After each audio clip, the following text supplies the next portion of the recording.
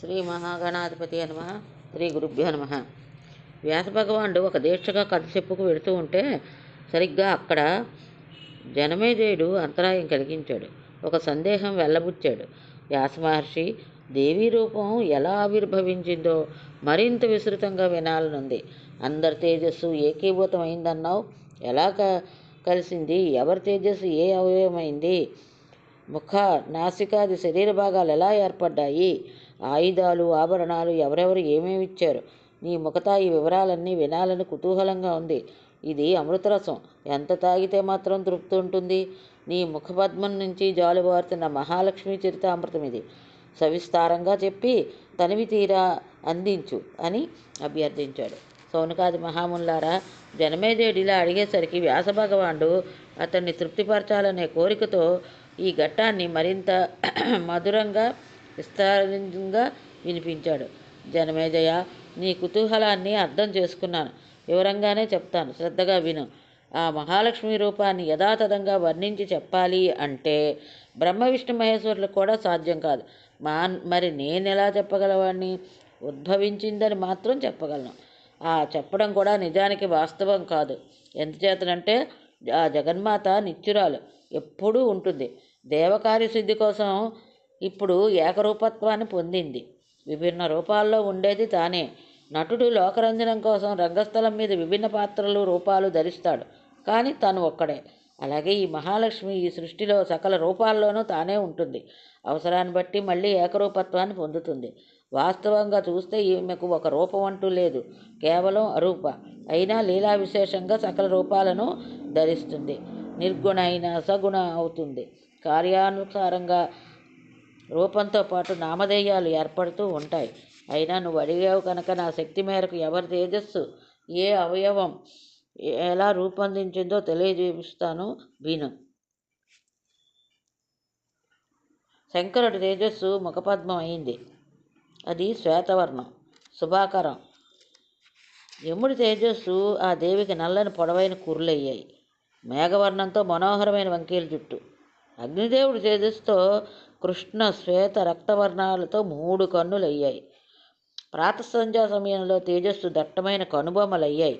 మన్మధుడి ధనుస్సులా మెరిసిపోయే వాయుదేవుడి తేజస్సు చెవులయ్యాయి. అవి మన్మధుడి డోలికల్లా మనోహరంగా ఉన్నాయి.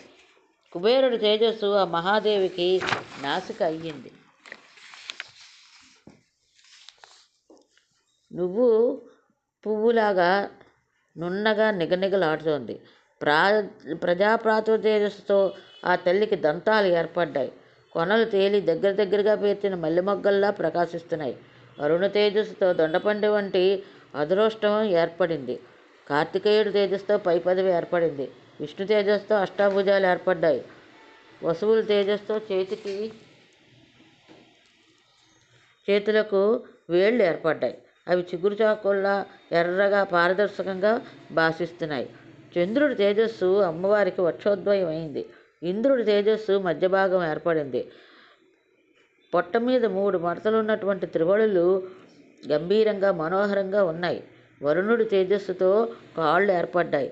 పృథ్వీ తేజస్సుతో విశాలమైన జగనం ఏర్పడింది. ఈ రకంగా శుభాకార స్వరూప సుస్వరైన స్త్రీమూర్తి ఆవిర్భవించింది. ఈ సుదతిని, ఆ చారులోచనను, ఆ సర్వాంగ సౌష్ఠవ సంపన్నను చూసి దేవతలంతా సంబరపడ్డారు. మహిషాసురుడి పీడ ఆ క్షణంలో వదిలిపోయినంతగా సంతోషించారు. అప్పుడు విష్ణుమూర్తి సకల దేవతలను హెచ్చరించాడు. మీ ఆయుధాలను ఆభరణాలను మహాదేవికి సమర్పించమన్నాడు. విష్ణుమూర్తి ఆజ్ఞ మేరకు దేవతలంతా ఆనందంతో శిరసావహించారు. దివ్య భూషణాలు, దివ్య వస్త్రాలను, దివ్య ఆయుధాలను సమర్పించారు.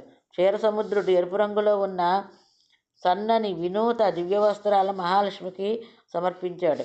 వినిర్మలమైన హారాన్ని బహూకరించాడు.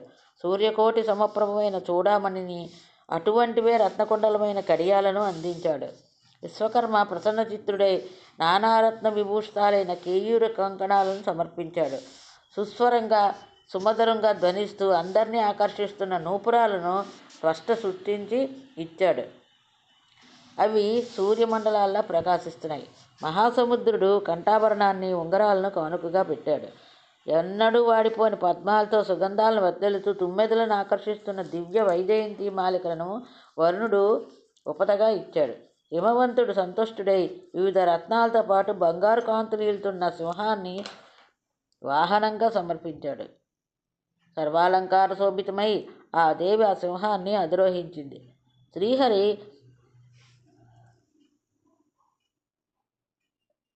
తన సుదర్శన చక్రం నుంచి అలాంటిదే మరొకటి సృష్టించి ఇచ్చాడు. అది 1000 అంచులతో ఒకేసారి 1000 మంది రాక్షసుల శిరస్సును తేలిగ్గా ఖండించేటట్టు ఉంది. శంకరుడు త్రిశూలం నుంచి మరో త్రిశూలం తీసి ఇచ్చాడు. అది దేవతలకు అభయహస్తంగా భాషించింది. వరుణుడు వెన్నముద్ద లాంటి శంఖం ఇచ్చాడు. అది శుభప్రదంగా జయప్రదంగా కనబడ్డాలి.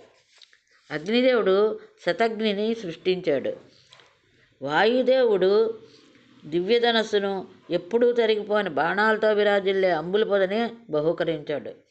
దేవేంద్రుడు వజ్రాయుధం నుంచి మరో వజ్రాయుధం సృష్టించాడు. ఐరావతానికి అలంకరించిన దివ్యగంటను సమర్పించాడు. యముడు కాలదండం వంటి దండాన్ని కల్పించి ఇచ్చాడు. బ్రహ్మదేవుడు గంగాజలంతో నిండిన దివ్య కమండలాన్ని బహుమతిగా సమర్పించాడు. వరుణుడు తన పాసాయుధాన్ని కూడా ఇచ్చాడు.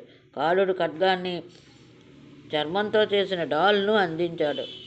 విశ్వకర్మ గండ్రగొడ్డలను సృష్టించి ఇచ్చాడు. కుబేరుడు సురాపూర్ణమైనటువంటి సువర్ణ పాత్రను సమర్పించాడు. చిరుగంటలు పొదిన కౌముకీ గదను స్పష్ట అందించాడు. అలాగే అనేక దివ్యాస్త్రాలను, అభేద్యమైన కవచాన్ని సమర్పించాడు.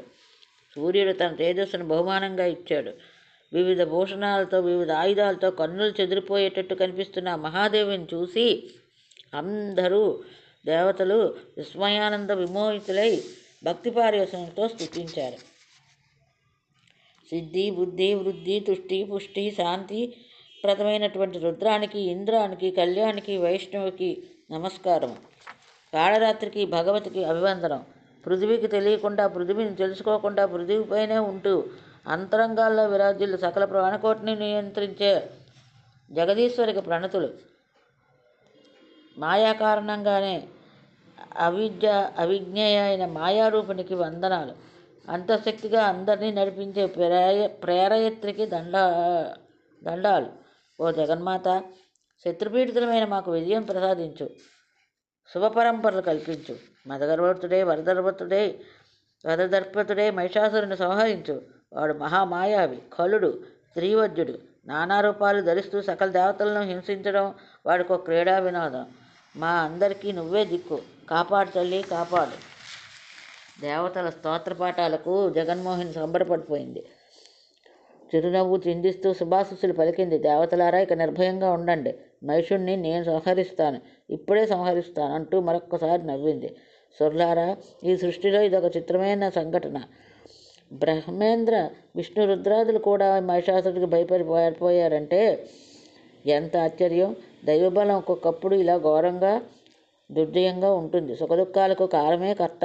సృష్టి, పాలన, సంహార, నిర్వాణాలకు సమర్థులైన త్రిమూర్తులే మోహంలో మునిగిపోయి మహిషుడి పీడలకు లోనై క్లేశ సంతృప్తులయ్యారంటే కాలమహిమ ఎంతటిదో తెలియజేస్తూనే ఉంది అని ఒక్క క్షణం ఆగింది. చిరునవ్వు క్రమక్రమంగా వికటాట్టహాసమైంది. కన్నులు ఎరుపెక్కాయి. ముఖం గంభీరమైంది. వికటాట్టహాసం భీషణ ధ్వని దిగ్దంతాలు వ్యాపించాయి. భూమి కంపించింది. పర్వతాలు కదిలిపోయాయి. సముద్రాలు గూర్నిల్లాయి. మేరు పర్వతం గడగడలాడింది. మహారాక్షసుల గుండెలు దడదడలాడాయి. దేవతలు జయ జయధ్వానాలు చేశారు. పాహి పాహి అన్నారు. మహిషాసురుడు ఈ ధ్వని వింటూనే క్రోధ తామ్రాక్షుడయ్యాడు. ఏదో శంకించాడు.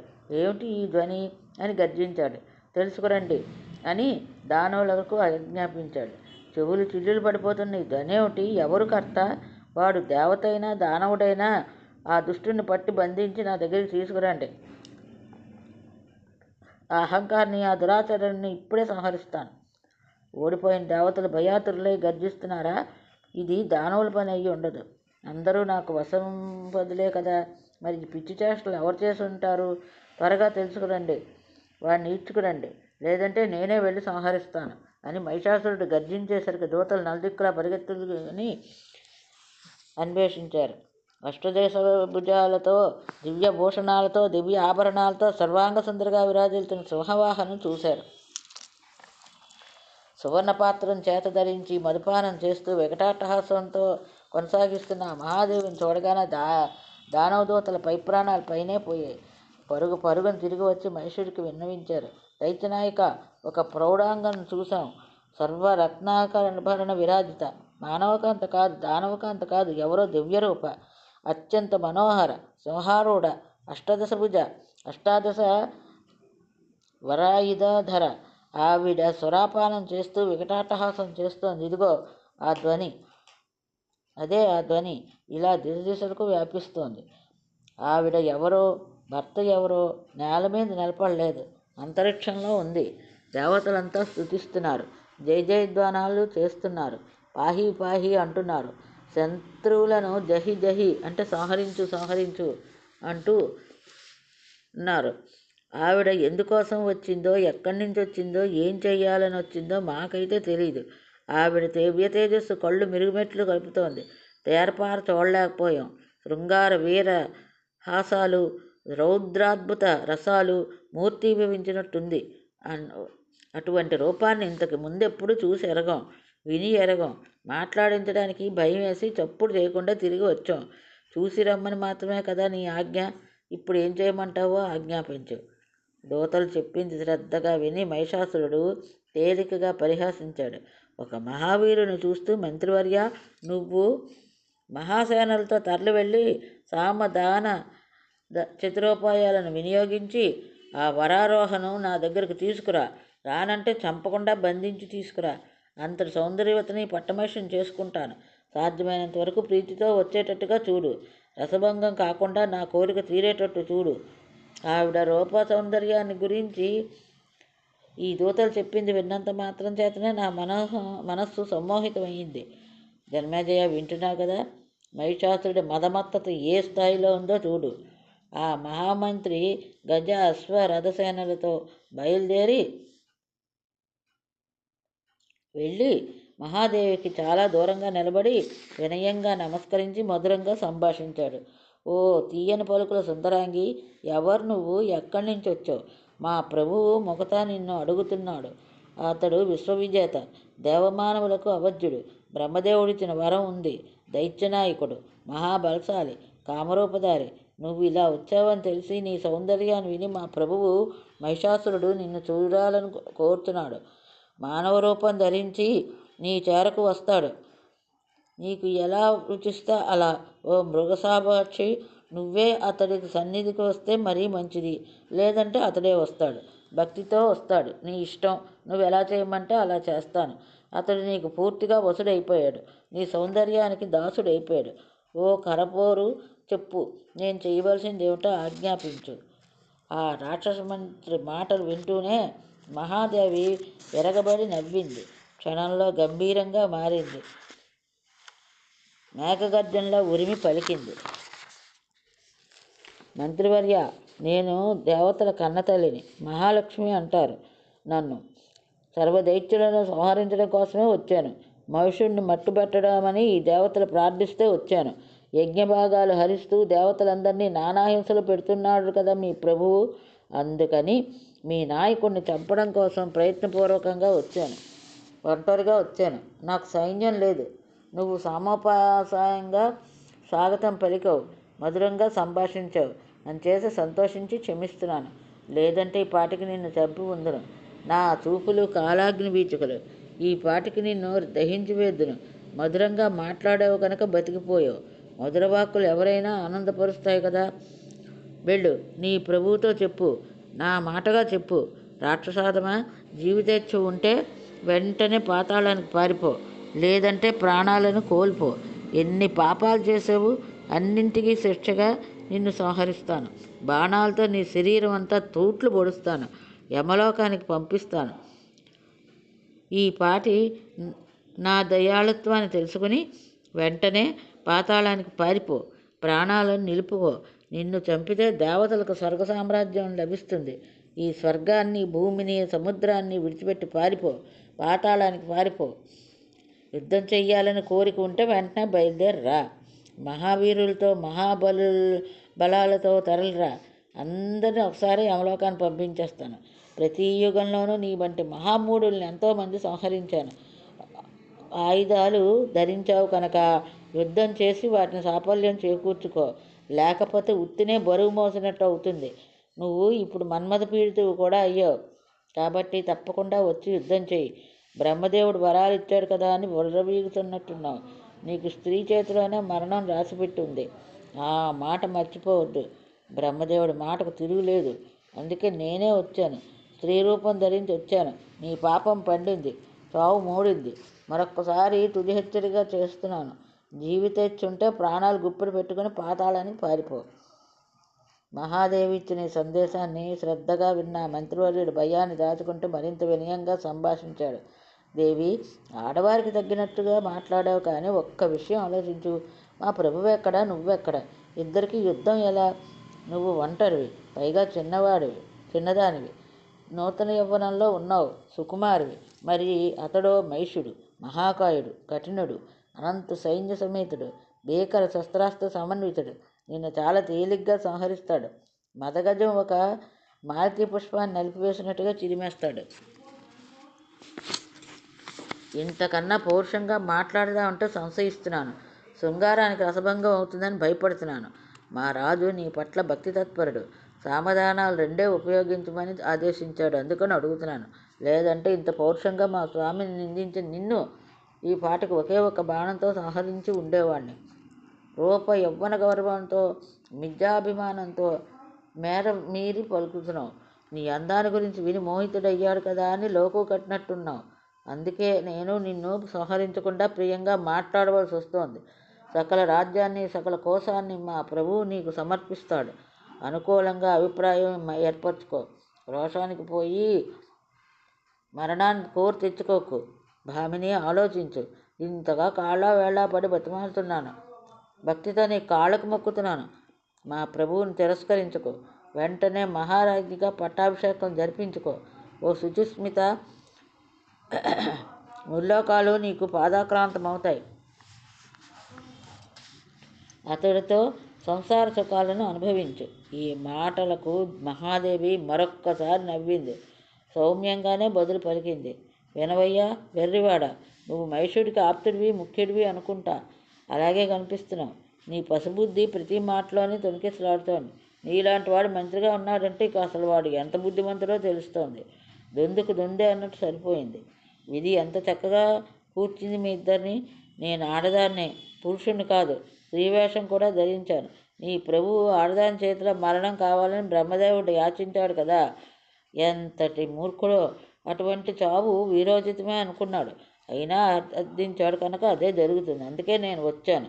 నాకు ఏ సైన్యం అక్కర్లేదు, ఏ ఆయుధమూ అవసరం లేదు. దైవం ప్రతికూలించిన వాడిని చంపడానికి ఒక గడ్డిపరక చాలదు, అదే వజ్రాయుధం అవుతుంది.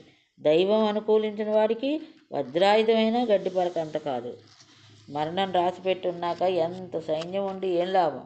జీవుడికి దేహంతో సంబంధం కాలయోగాన్ని బట్టి ఏర్పడుతుంది, అలాగే విడిపోతుంది. సుఖదుఖాల్లాగానే మృతి కూడా ముందే రాసిపెట్టి ఉంటుంది. అది ఎవరికి ఎలా ఉంటుందో అలాగే జరుగుతుంది. మార్చడం ఎవరి వల్ల కాదు. బ్రహ్మాదులకే తప్పని ఈ ఉత్పత్తి వినాశనాలు ఇక నీకు, నీ ప్రభువుకునే. మృత్యువుకి తప్పించుకోలేని వారు ముచ్చటపడి ఇచ్చిన వరదానాలతో నీ ప్రభువు లాంటి వాళ్ళు మాకు మరణం లేదు అని విర్రవీగితే దాన్ని ఏమనాలి? ఇంతకన్నా మూర్ఖత్వం వేరే ఉంటుందా? అంచేత మంత్రి, త్వరగా వెళ్ళి మీ ప్రభువుకి చెప్పు.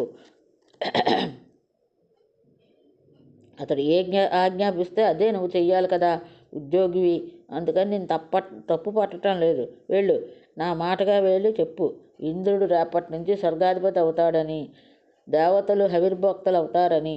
మీరంతా పాతాళానికైనా పారిపోండి, లేదా ప్రాణాలైనా కోల్పోండి.